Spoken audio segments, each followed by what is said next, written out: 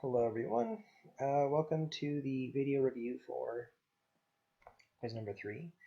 Um, Maureen and I will actually both be covering this quiz, so if you stick for the entire video, you'll notice that both of us talk for separate questions. I will be covering 4 questions, Maureen will be covering 4 questions. Fortunately, I don't have a nice I don't have a nice iPad like she does, where she got to point and click and stuff, but hopefully I can compromise using, I guess, using MS Paint and just sort of live coding, and I'll try my best to keep it short. Um, yeah, so my format is just going to be a little bit different from Maureen's, but I think we'll both convey the message just well enough so you guys can understand what we're saying. So without further ado, I'm just going to get straight into it. The first concept that I want to cover is a concept that was introduced in homework 3, repeating array elements. You guys see that it's 2 stars. Given a row vector q, make vector h where the length of q is tripled and a copy of each element is tripled. For example, if q is 179, then h is 111, 777, and 999. Okay, so I'm not going to get into our original solution that we had. I'm actually going to solve this question using a different method that you guys haven't seen before, which I think will be actually quite useful on your quiz. So as you guys can see, I have so for A asks to make H1 having triple elements using a for loop. But, I mean, who am I kidding? You guys probably already know how to do that using a for loop. I'm going to show you guys how to do this without doing a for loop, and it's actually quite easy. So the first step we're going to do is we're going to have H1, and then we're going to set that to Q 3 times. And then we're going to vertically concatenate. It's really important. Q, Q, Q. I'm just going to run it just so I can get the visual on the command window. Sorry. One sec, guys. Sorry about that, guys.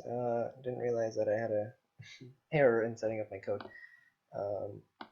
Okay, straight back into it. So yeah, this is our for loop, and this is what we have so far for B. I'm just gonna run it. Okay. So we have Q is equal to these 3 elements, and then I took Q and I concatenated vertically 2 other times. So you see we have every column is just the same element. You guys can see that. And then the next line I'm going to do to solve this question is I'm actually just going to reorder this. I'm actually just going to reorder this array so that it becomes into a vector, and then I can use that to solve the question. So hear me out. H1 is now equal to H1 except with a colon inside the brackets. And what you'll see is after I run this colon operator right here, all that does is it just takes the linear indexing of this array, and then it just puts it into a column vector.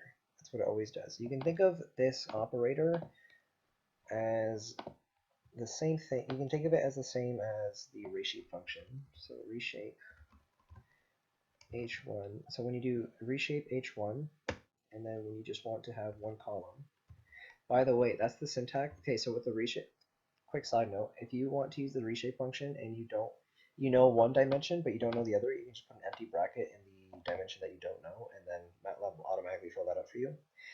But yeah, like I was saying, you can use that colon operator just like the reshape function, which essentially, let me just whip out my MS Paint.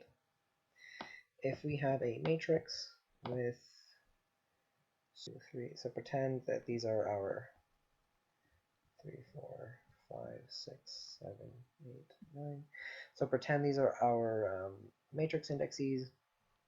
MATLAB will literally just count by the matrix index and sort the column vector like that. So we have 1, 2, 3, and then we go into our second column, 4, 5, 6, and then a third column, 7, let's move this, 7, 8, and then 9.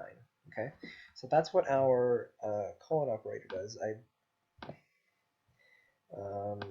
And to solve the question, I believe we need to use a row vector to solve this. So all we need to do in the end is just put a transpose, and you'll notice that we now have a horizontal vector every time you run it. Yeah, so this is the main thing that I wanted to show you guys for this question. I think it'll be really helpful when you guys try to do the problem that is really similar to this problem on your quiz. But yeah. Alright, hello everyone.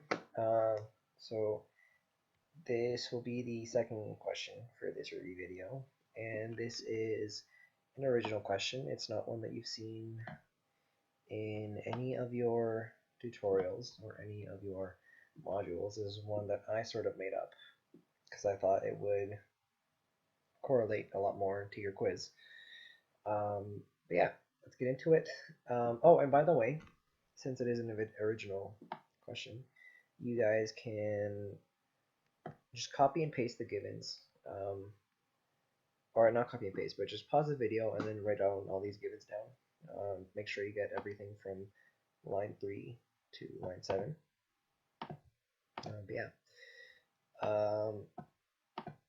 Yeah, so that's that. And for those who don't want to do this question by themselves, just stick around. But yeah, get into it. Given a n by m matrix called mat, remove element r and v and the entire column of mat that the element lies within,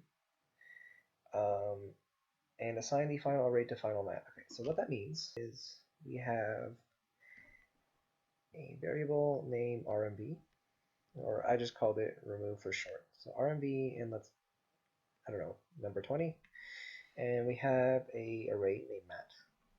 And essentially, if 20 exists in this array, and then let's make all these infinities just a random number.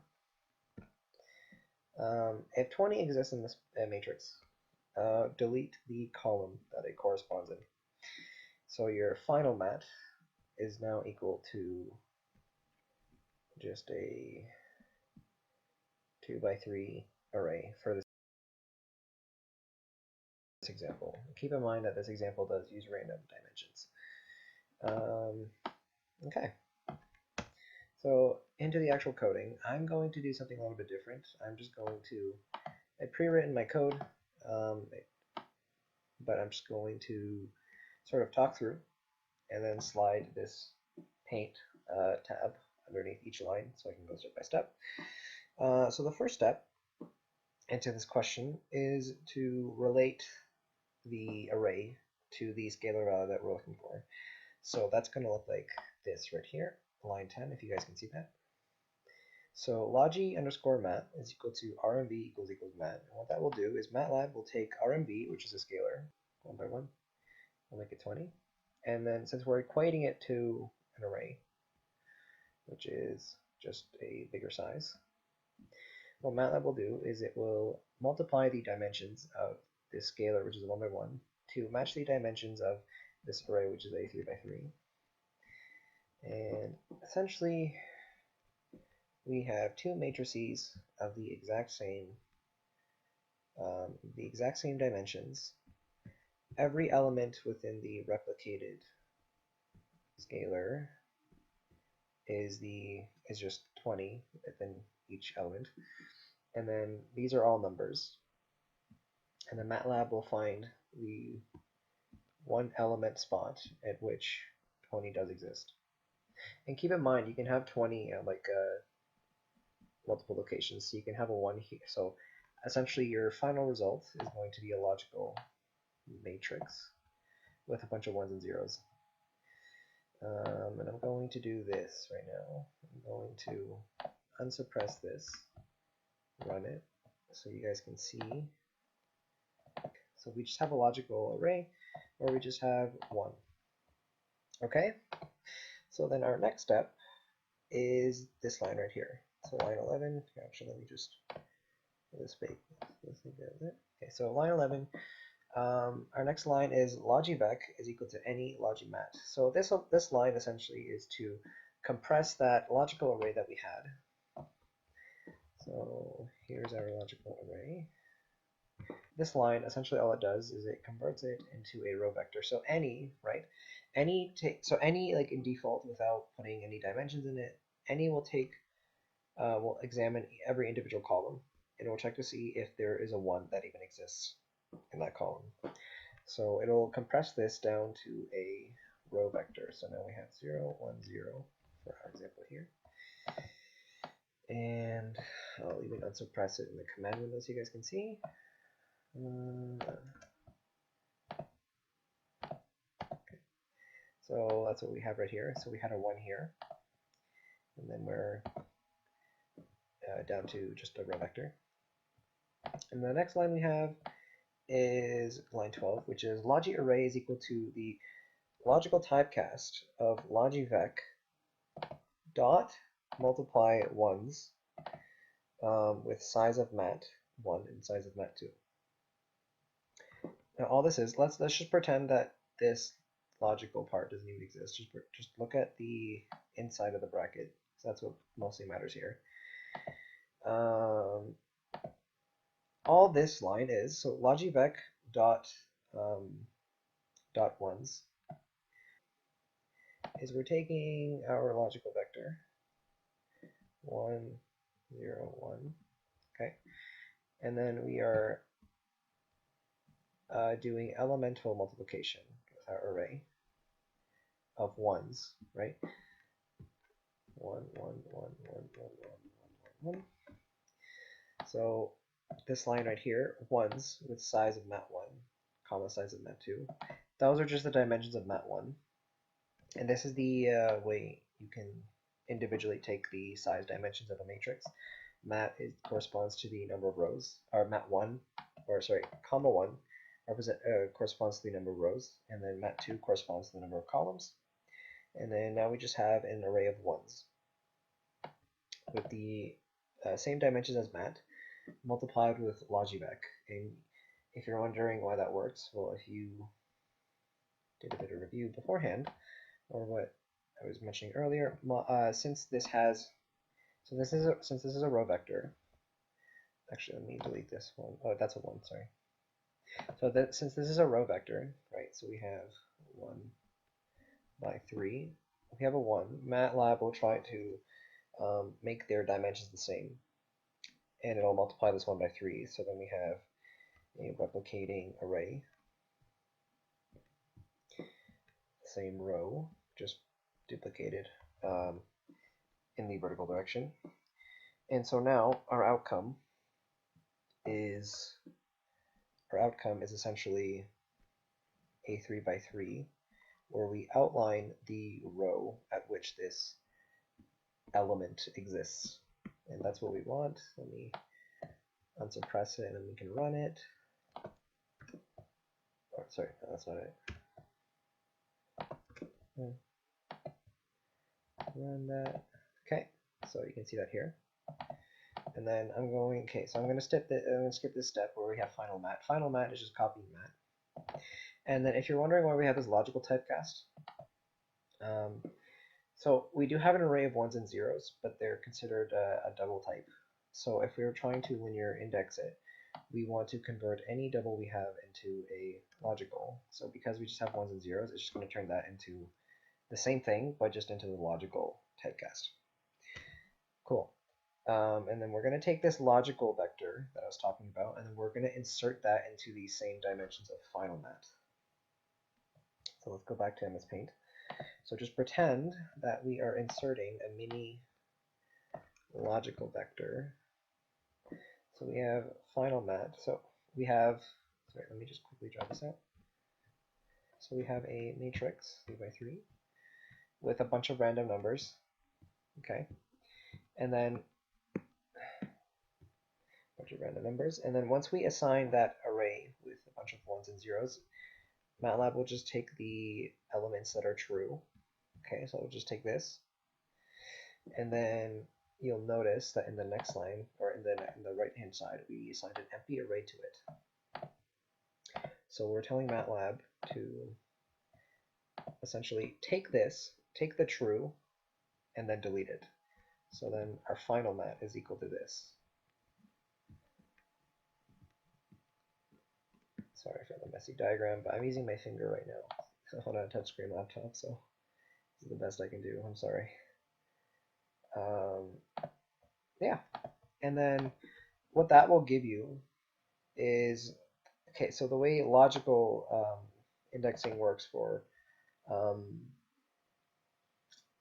MATLAB is it will convert this into an array. So it'll actually, I did skip a final step in that example that I gave you, but in this exact line right here, if we delete that, actually, yeah, if we delete that, you will notice that MATLAB actually gives you a giant 1 by 36, is that a column? No, it'll give you a giant 1 by 36 row vector, because when we do logical indexing, um, MATLAB likes to do linear indexing when doing this, so it converts it into a really long vector. So it's our job afterward to use this reshape function right here. So pretend that we have, so instead of having this, we have a really long vector. So really long vector. 1, 2, 3, 4, 0, 1, 0, 1. And then we're going to use the reshape function. 1, 2, 3, 4. And remember that the reshape function does matrix linear indexing. So the way that this, so let's say I have a reshape. So let's say I want to reshape it to dimensions. Sorry, let's make that final mat actually. Final mat. To dimensions 2 and 2. MATLAB will take the first element, which is 0, and then it'll take the second element, which is 1, and then it'll go into the next column, and then it'll just take the next linear index and insert it there. So we have 3, and then we have 4 afterward. Okay, so the numbers or the elements are counted downwards through, like they're counted through columns. Like you start from the top and then you work your way down 1, 2, 3, 4, 5, 6, 7, 8, 9, 10 until the end of your column, and then MATLAB will just restart at the top again. Right, and that's it for this problem. Right, so yeah, that's basically the end of the question. So if you noticed, I did have to cut out the video because I noticed that I had something wrong here. So I had mat here instead of final mat. So make sure you put final mat here and final mat here for line 15. And I didn't get to show you, now I get to show you guys the final outcome in the command window. So you guys to look at. So after we take our logical array, so after we um, insert this logical index into our final mat, and then we deleted this entire column that we have, MATLAB converted that into a row vector with the deleted elements, and then in our line 15, we basically took the reshape function, and then through linear indexing, we put all of our normal values back to the specified dimensions. And if you look up here, you'll see where the 1 is. So column 3, so from 13 to 19, from this little column right here, you'll notice that it got completely deleted in our final outcome right here, and we have one less column than what we started off with. So yeah, that is the finale of the problem. Okay, and for our next part, I'm going to cover the simple word puzzle from your quiz 2. Mainly because this question will also be really, really similar to your upcoming quiz. You'll notice that we like putting words in arrays and making you guys find it. Yeah, I highly suggest that you study this question during your own time. And if you can go over module 4 with loop statements and go to the word finder puzzle here. I do highly recommend looking at the quiz 2 solutions that we will post soon, because we show you guys the format in which is like the most efficient way to write.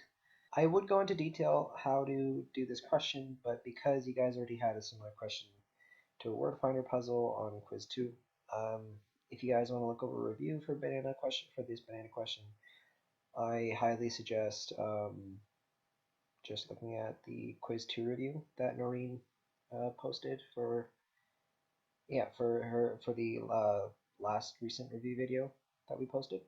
Yeah, go check out that video.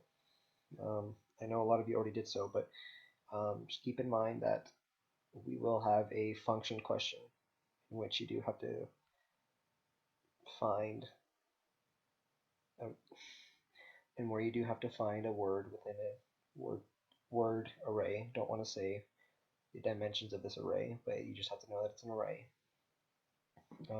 But practice both. Highly recommended, and check out the solutions that we'll post soon for quiz 2. Hello everyone. For the last portion of this review video, I want to cover some built-in functions that I thought would be really helpful to use in your quiz.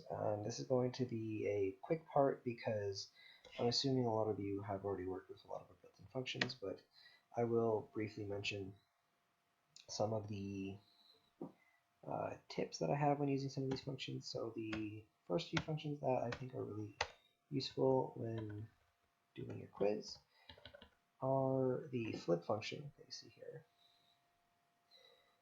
the reshape function, because if you noticed, we did use that in our previous question, in which we assigned logical indexing to a matrix.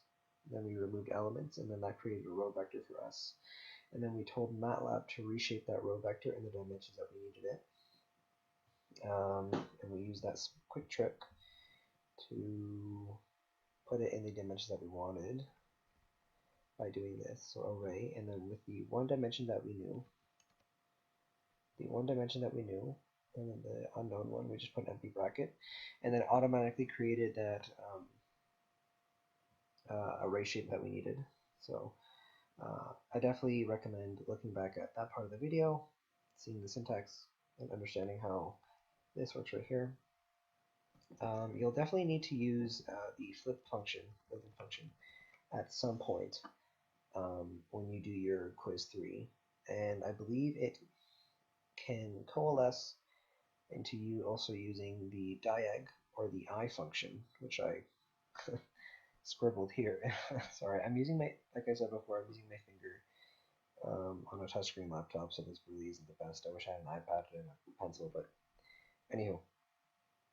Using the flip and the I function actually go hand in hand, because if you need, so the I function creates an identity matrix, but if you need to flip to get the other diagonal, you can actually use the flip function and have the I flip and then I inside. Flip.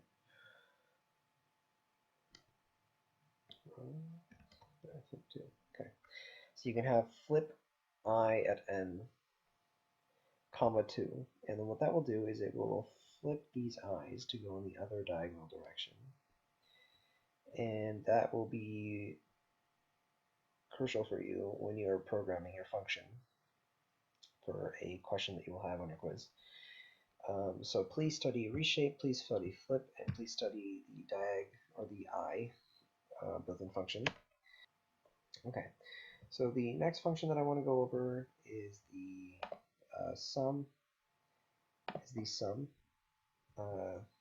The maximum element of an array, or just sum, max, and min, and the average built-in function.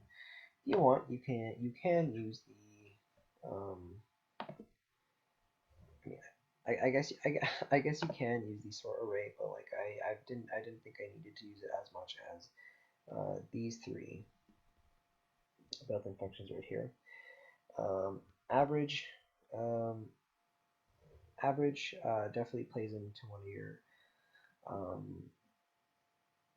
questions, so get used to the syntax that we use here, and notice how it's a little bit different from our max syntax. How max actually uses an empty vector in the middle, If you ever get that error when you're in your MATLAB editor where it says array bounds are out of order, or they're like their array dimensions are out of bounds, it just means that when you use your max function, you don't have this little piece in the middle, and that since it's not like the proper syntax, MATLAB thinks it's an error. Just make sure to include that when you use your max or your main function. I'm going to emphasize that. Please get familiar with this sort of syntax right here where you have the max, and you can use the second variable to report the index of where that max variable is in your array. Yeah, the last few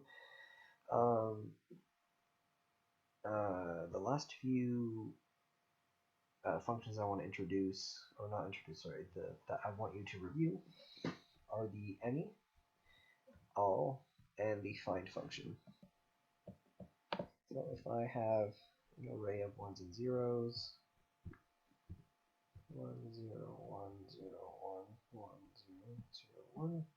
Okay, so if I do any on this array right here, and then I specify the dimension, so comma 1, it will check to see if this entire column has a 1, which it does. And then in the end, we get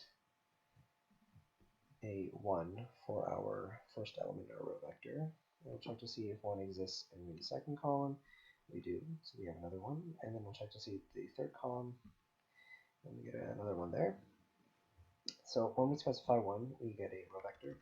And then the same rule applies for if we specify the other dimension. So let's say array comma 2. Our output will be 1 1, or sorry, our output will be a column vector 1 1 and 1, because we're checking every individual row for a 1. And then we can also use the all dim to check to see if any 1 exists in this array, and you just get a 1 in the end. So keep in mind that after the any functions work exactly like the other built-in functions that we've introduced, like the sum and the mean. And and then the all version, just check to see if that entire row or column is equal to 1. I guess there's not much explanation to do there. It's pretty self-explanatory. One last note that I want to make about this find function right here is that it does have a special syntax that we haven't showed you guys. Okay. The way the find function works is you need to have inside the brackets, you need to input a logical operation, and I'll show you why and how that works. So when you use find, so find when array, so this array, like the variable name is called array, so when array equals 60, let's try to find the element of 60 in this array. So what MATLAB will do is MATLAB will turn this into a logical vector, or sorry, a logical array, since we did put a logical operation in here. So pretend that that statement is now a logical array right here. Bam, bam, bam. So we have 0, 0, 0, and then we have a 1 here where that 60 exists. Okay. So every time you put this logical statement inside the find function, just picture that you're putting this logical index inside this find. And then what find will do, depending on what your syntax is, the special syntax I'm talking about is on the left-hand side, you can actually have two variables like you do for your max and min function. So this is what I'm going to do. My two variables are going to be called R and C. R stands for the row index, while C stands for the column index of where this true value exists.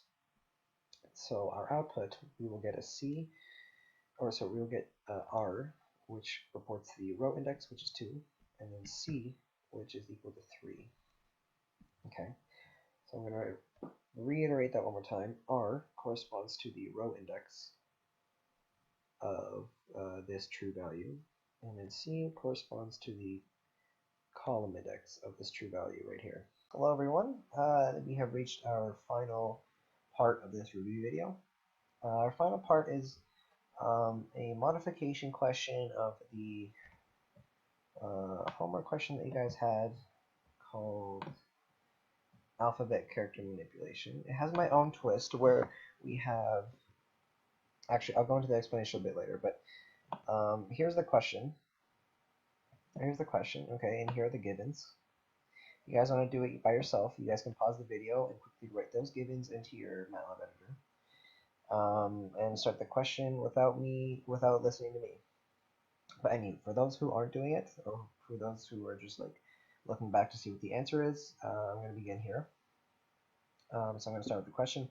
Given a character vector, char vec, remove the elements withheld and remove char. Use final vec as your answer variable. Okay, so what we're doing here is we have a character vector that contains a bunch of elements, A, B, C, D, E, F, G, and then we have a remove character vector with same dimensions, but with different characters. So let's make this B, let's make this C, let's make this A. Actually, no, let's not do that. Let's make this Z, Y, A, C, G. Sure. And essentially, any element within this remove and within this vector, we need to remove those elements from our char vec right here.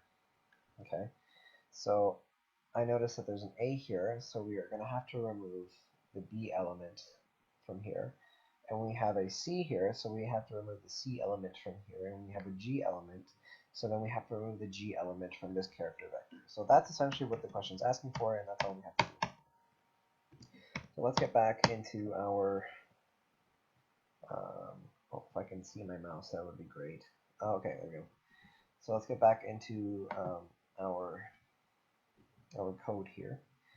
So our first line that we have is line 8, where logivec is equal to any, and then inside the brackets char vec equals remove char with a transpose. Okay, so in my example I have a column vector, but what we actually give you is we actually give you a row vector. Here, remove char, it's a row vector. It has the exact same dimensions as char vec. So it's our job to transpose it, and I'll tell you why in a second. So I have a variable named logivec, so it could probably indicate to you that we need to have a vector in the end. But before we get to that, any uses logical statements. So what I'm trying to do here is I'm trying to make a array in which two arrays overlap each other, and then we compress it down to a row vector, which is what the any function will do for us. So without further ado, let's get back into this question. So we have a G here. So the reason why I transposed it is because 1 by 7, and this is 7 by 1, 1, 2, 3, 4, 5. We're actually, yeah, let's put 2 more. Make this one H and make this one I. Okay. So what we have here is we have a column vector and we have a row vector. And what MATLAB's going to do is it's going to see the ones, and it's going to try to make a matching array by multiplying the 1 by the opposite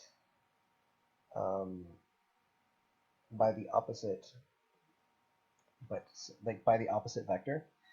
So as it sees the 1, it's going to multiply it by 7. So we eventually get 7 rows here. So 1, 2, 3, 4, 5, 6, 7.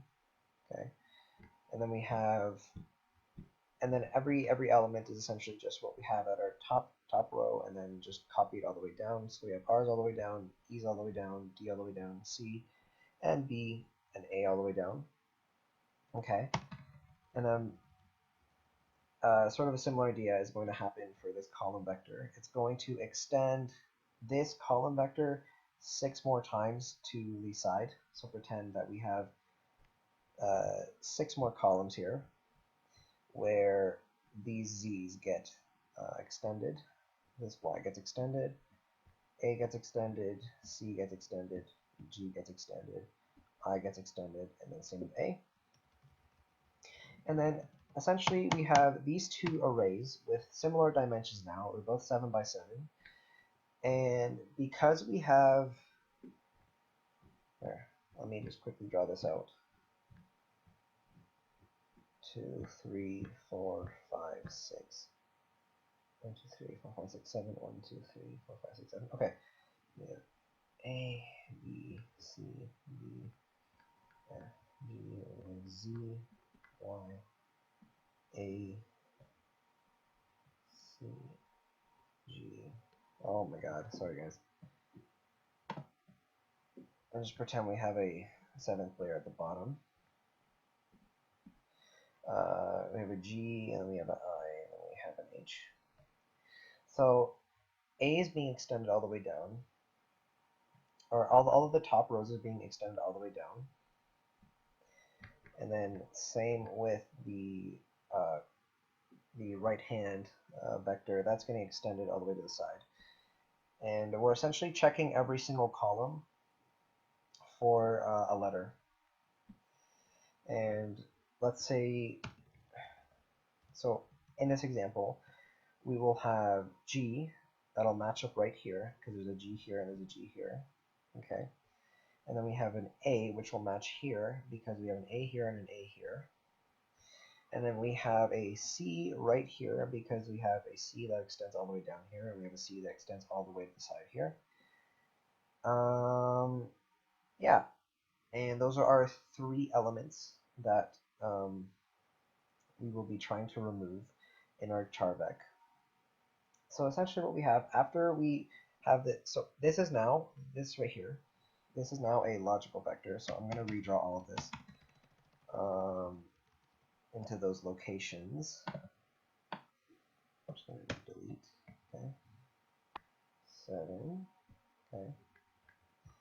So we just have a 1 at all those locations at which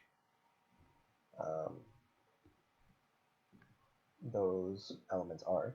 And then what the any function will do is we'll check every individual column, check to see if there's a 1, and then we get a row vector in the end. And this row vector has the exact same dimensions as char vec, because char vec is our top row right here, and that's what defines the number of columns that we have. So our result is just, I'll just write it on the left-hand side here. Our result is a compressed version of this. So we have 1, 0, 1, 0, 0, 0, and then we have a 1 at the end. I'm going to delete this so you guys can see a little bit better. So our result, I'm going to redraw it. 2, 3, 4. 1, 2, 3, 4, 5, 6, 7. So that will be our results for this question.